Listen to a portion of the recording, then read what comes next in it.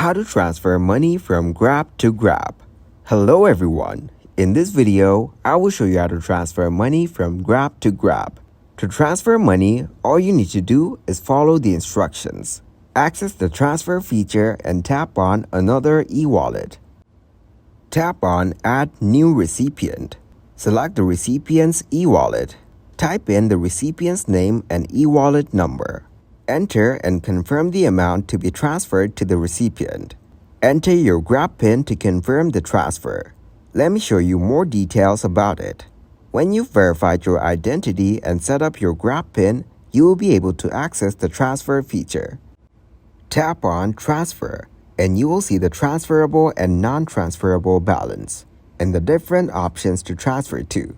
Tap on the eye icon to access definitions of each balance. Thank you guys for watching this video. Hope you got some value. Make sure to like the video and subscribe to the channel to get notified for new videos. See you in the next one.